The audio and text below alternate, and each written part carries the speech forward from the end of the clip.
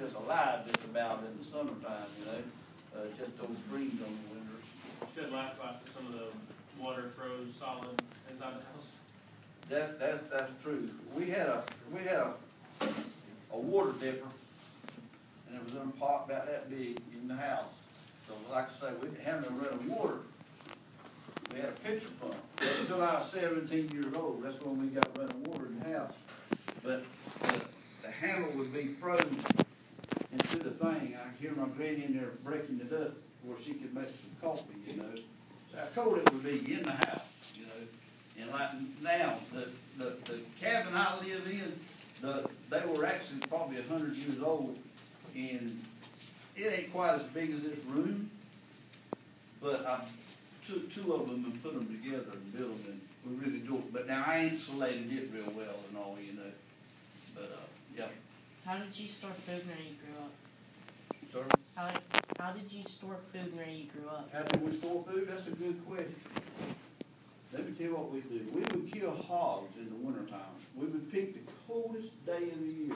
Does anybody know why we would pick the coldest day? You pick the coldest day because that's when you would kill something and you have leftovers. You would put them in some sort of room and the cold would freeze it so the gas lava. That would help. That's right. Anybody else? They're not very active. That's right. They're not. Yeah, you didn't want your meat to spoil. You didn't want your meat to spoil, and there was no flies. There was no nothing. So we would kill those hogs, and we would cook the lard off. In big black kettles, cook that lard off, and you would store a lot of your meat in the lard, and you would cure it. You would cure your meat with salt and that type of stuff. And of course, now bear in mind we did have electricity. And we had what back then we called it a frigidaire. We didn't call it a refrigerator; it was a frigidaire.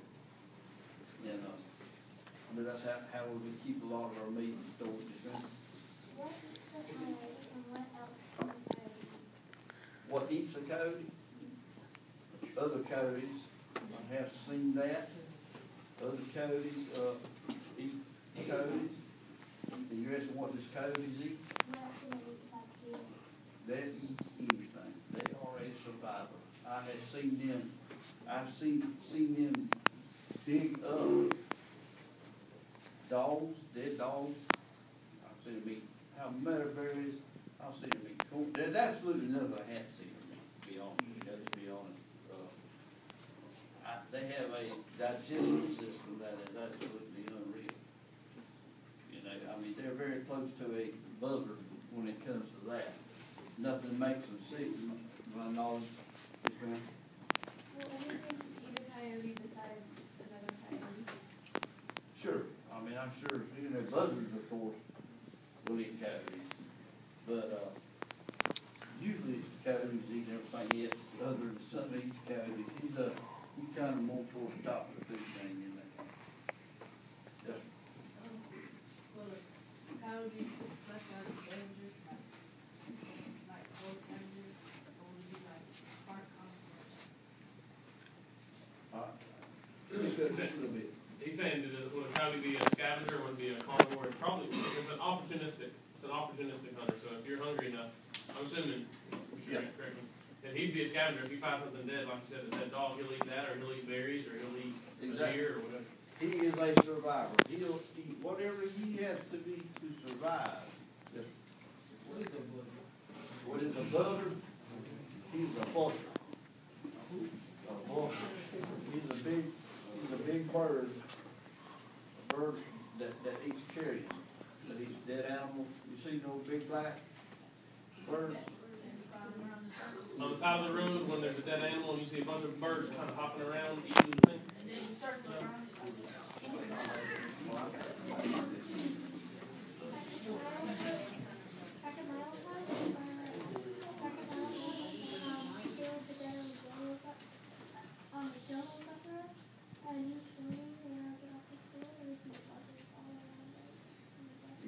Oh yeah.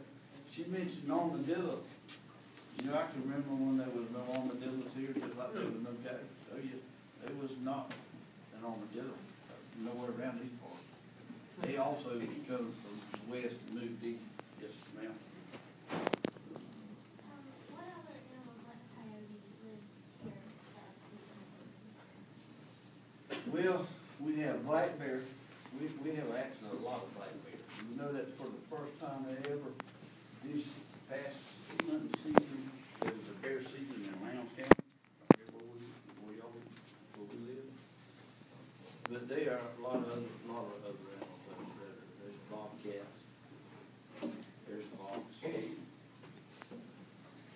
And the old original, was red wolves, was the native animals here that was top. And they are panthers here.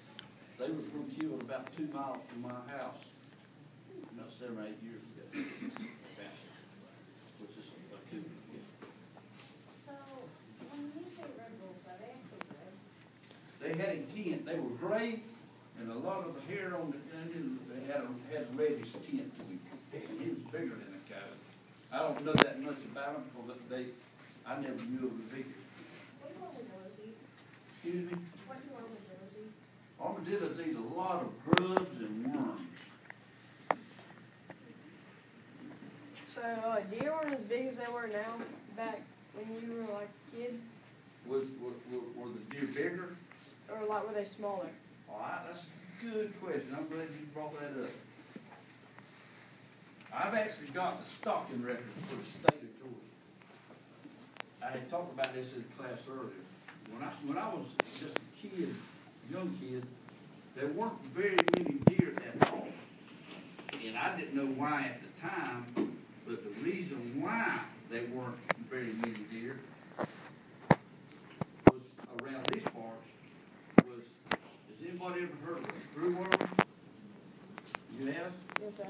Is that the thing that like goes in their nose? And like, No, that's a nasal bot. But he looked a lot like that, the nasal bot. But the screwworm back in the 40s and 30s, 1930s, 1940s, 1950s, was a fly that would lay its eggs on any wound on an animal, and even actually on a human. When they laid those eggs, those larvae would actually eat live flesh. And I actually was able to see that and witness it. It was a bad sight. And any time a doe deer would have a fawn or something, they would lay eggs on it, and it killed off a lot of wildlife. Well, the state of Georgia was going to import deer from Texas here. And they did in some areas, but they quit doing it because the state of Georgia had a program where they was trying to eradicate the screwworm. Yes. oh, like weren't deer brought from like Wisconsin all the way down to there? Some deer were brought here from Wisconsin, and especially in the northern part of this county, back where I was raised, they introduced them in the 50s, and they come off of the Georgia islands. That's why they were smaller deer, and even to this day, there are smaller deer east of here than there are north and west of here, because of the genetics involved. Yeah. What would you say would be top fish? Which one would you be? What would be the biggest fish? Probably catfish in the river.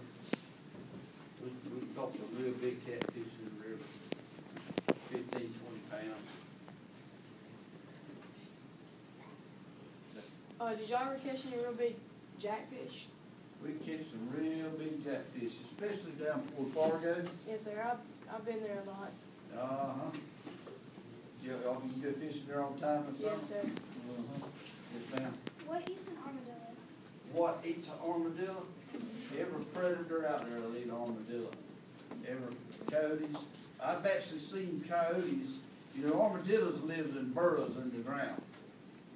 I've seen coyotes, and I've also seen dogs where their teeth are wore down for them trying to pull armadillos out of the holes. You can't hardly pull an armadillo out of a hole. If he he ever gets down in that hole, he immediately does his arms like this right here and tucks his tail up under his shell, and that dog will gnaw on that armadillo. They get in the habit of it, because I've seen them with their teeth wore down, trying to pull armadillos out of holes.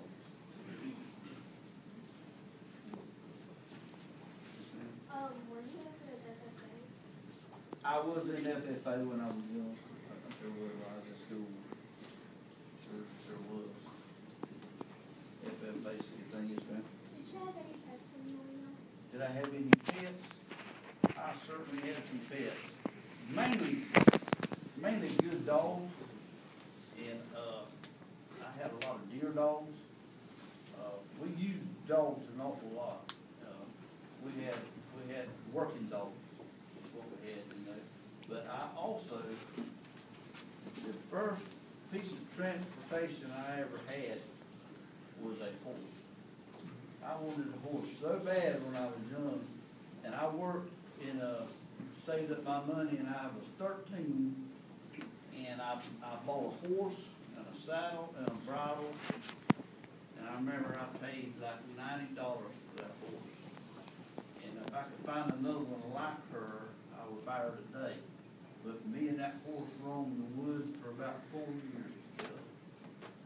And going back on that, you guys telling you about earlier about us riding in the mule and wagon. Well, something that was very traumatic with me as a young boy. The old mule and wagon that me and my grandpa rode on all the time.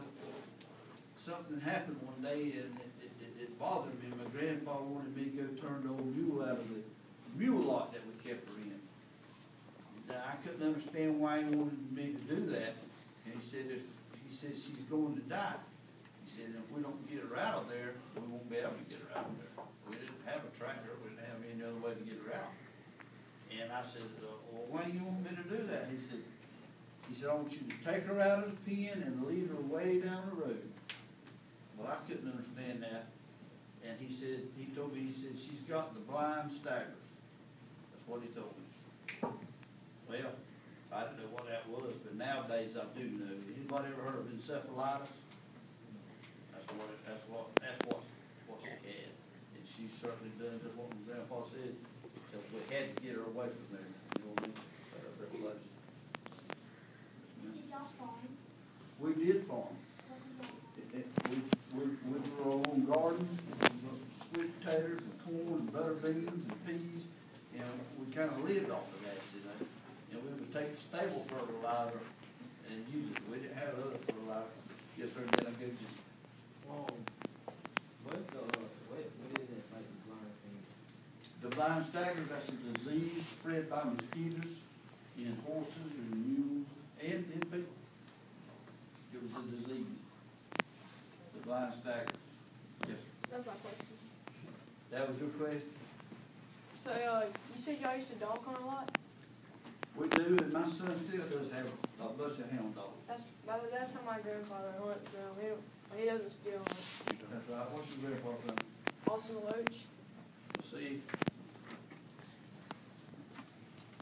I actually know your grandpa. Yes, sir.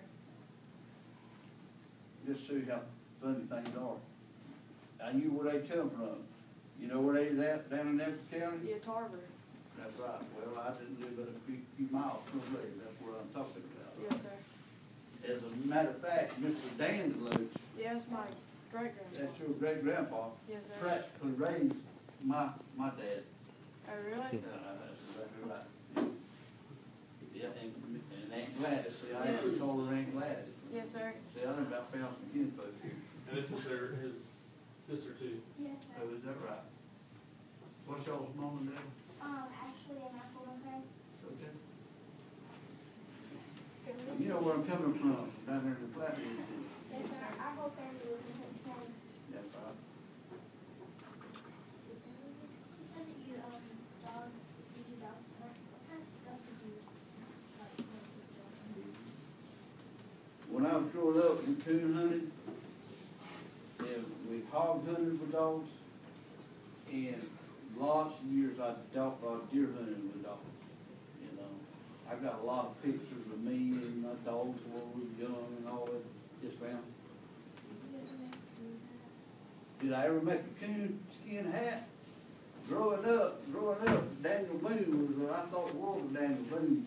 And I never had I skinned a lot of coons, kept their hides, actually used to sell them. But I never did make me a coon skin hat because I wasn't real good at that, and it actually stung. What'd you use the deer tongue for? You mentioned earlier in the last class that the plant you wouldn't find. Yeah, deer tongue is still a native plant that grows in the woods all back that way. And all I know is that we would sell it, and I asked that same question when I was young, and they said that it actually blended it into some medicines and also into some types of smoking tobacco. But we would get like 10 cents a pound for dried deer tongue now. That don't sound like very much, and it wasn't. But back in those days, it was just another way to kind of supplement, make a living out of the wood. You know.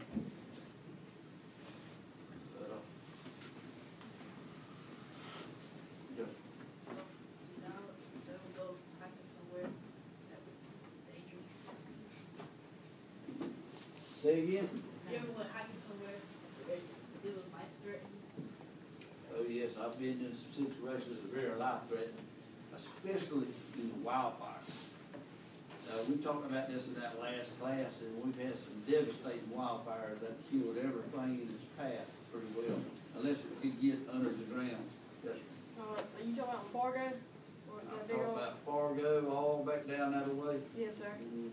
Yeah, we had a lot of wildfires. Had the lights melted off of the truck. I also used to be a firefighter, right here for the city of Valdosta. I've done that for about 12 years. But yeah, I've been in some pretty well life-threatening situations. But now, what it's like to be a life-threatening situation to some people, it wouldn't be me. I used to go stay 2 or 3 nights in the woods just by myself. My mom, I didn't even know where I was at, you know. Let's go back up. Bless her heart, you know, I'm sure he's worried about me. But I kind of grew up thinking I was Indian, so to speak, you know.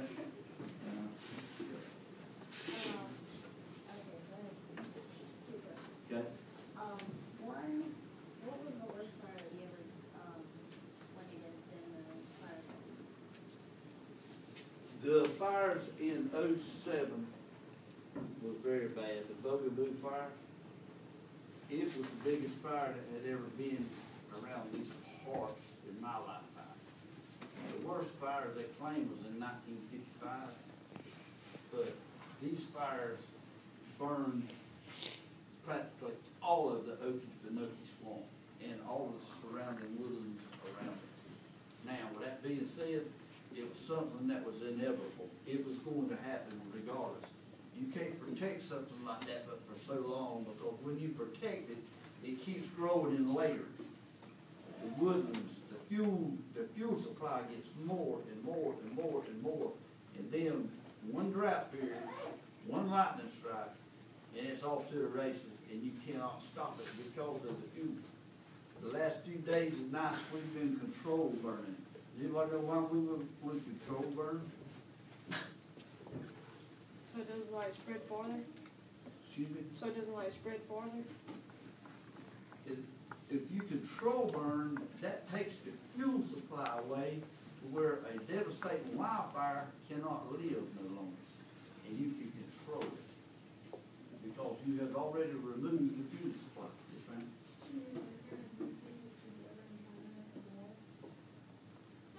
As a matter of fact, that's something, one of probably toughest, meanest animals that there are in our woods today is bulldogs. And as a matter of fact, my grandson, we've been hunting them right here since deer season went out. I got 2 of my older grandsons, one's 8, one's 6. Both of them had just killed 2 big boars. And we're actually supposed to cook one of them this Saturday. You know, I do that to try to keep the tradition alive, what they're doing, you know. But we used to utilize every bit of an animal, and we still do, you know. But yes, ma'am, they are some big boar hogs down around where we live down that way.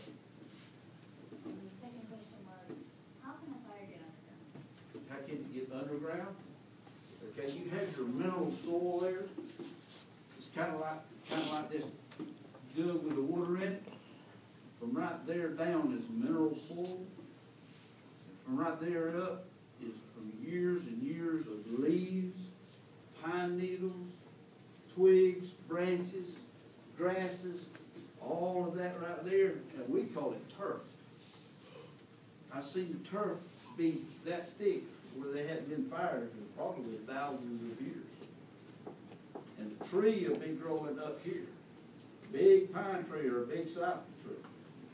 And when it gets real dry and these woods gets on fire, the fire may be on the top, but then it starts burning lower and lower and lower and lower till the entire root system of that tree is exposed and it just falls over.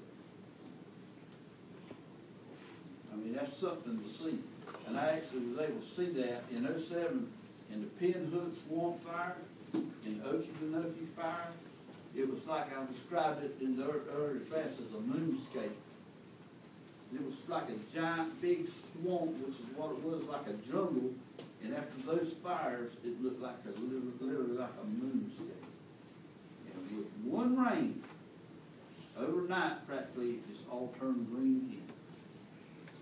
And I was amazed because I told them earlier, we was having to survey those lines through that swamp, and we actually had our guns with us because they was bears that their feet and all had been burnt, and they were crippled, and they were already mad. But to look at that for where thousands of years where the bears had walked, it hadn't burnt there because it was so compacted. I mean, it was amazing to see that right there. I got pictures of it that I was just amazed at looking at it. And right now today, they're right back there again, you know. That was just nature taking its course right there.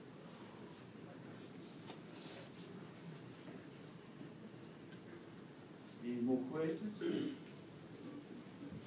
Guys, I know in a lot of social studies classes and classes at school, you learn about world history or U.S. history, stuff like that. Even sometimes Georgia history. But what Mr. Grant has is a good knowledge of some of our local history. Who knew that there was a fire in 1955 that devastated our area? Anybody?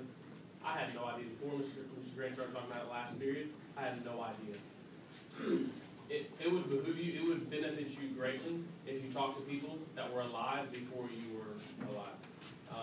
I know it's easy to sometimes think, and it's easy for me to think oftentimes, that I'm smarter than people that are older than I am. But it is always very humbling to hear people that have a history, that understand things, that are willing to talk about it. And so if you have, talk to your parents, talk to your grandparents, your aunts, your uncles. If they have a history and they've gone through an event that you think might be interesting, talk to them about it. Ask them questions. Pick their brain. Maybe even record it, because one day you will be the old guy, the old girl around, and you won't have a history. You'll be, all that knowledge will be gone.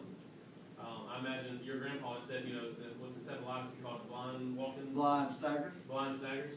Like, he didn't know his grandpa didn't know all the details on how, you know, all the microbiology of what's going on, but he had an understanding that that mule has what we would call encephalitis. We need to get him out of there because it's going to happen. And sure enough, like, I mean, I'm sure you thought about it. That's right. Grandpa may be crazy, or Grandpa, what's he talking about? Yeah. But we walk down the road, and sure enough, that's the older generation has a lot more experience. Who thinks that they're smarter than a 5-year-old? All right, so how much older than a 5-year-old are you? 6 or 7 years, and you are smarter than a 5-year-old. So imagine how much smarter your parents and your grandparents, and not in everything. I'm sure that you guys fix things for your parents all the time that they may not be able to fix, or you have knowledge to help them.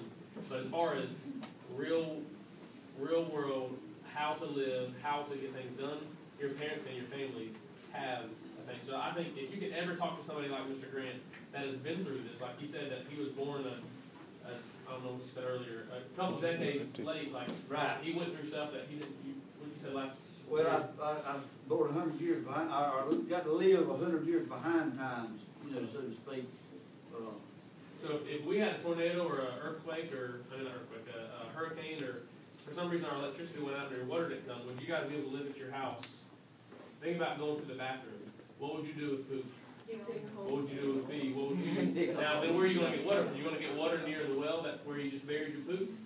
Like, so stuff like that, those are things that I'm interested in, that I like learning about. How would we deal with things if our life as we know it, if Walmart and Publix didn't bring us food anymore? If you had to grow your own food or go out and find your own food, would you be able to? And people like Mr. Grant have that understanding because he's talked to people and he's listened to people that are before him and he's passing it on to his grandkids now. So you need to, if your grandparents or parents don't volunteer that information, suck it out of them. Like, ask them questions, get that information from them. And what Mr. Jack's saying, I appreciate him saying that because it meant so much to me, and it still does, that I was able to be taught by people that had lived very, very tough lives growing up, you know. And I think that the Lord, I do know how to survive in those ways. We would grow our own sweet potatoes, or we would bank them. What we would do is take pine straw and dig a hole and fill the pine straw up, put the potatoes in there and cover them up. That way they'd stay insulated. And all winter long we had sweet potatoes. We would preserve food any way that we could. And I'm so thankful that I know how to do that. I know how important it is that today, y'all, we didn't have electricity. It wouldn't really bother me at all. I'm going to be honest with you, because I've lived without electricity. I put my own wells down. Give me about 30 minutes so I can get a well down, you know. And I'm going to, as a matter of fact, when you said that, well, it made me think. I'm actually fixing to take my grandboys to Old Road in the next month, and I'm going to put a well down with them, standing there watching, and them helping. Well, they'll know how to do that.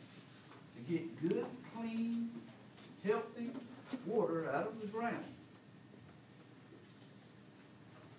But that's what I meant a while ago when I said I got to grow up 100 years behind times. It was a blessing because I got to see all those things. I got to hear all those old folks talk about how to do those things. It was just like the hogs that we had. The parasites was eating the hogs up.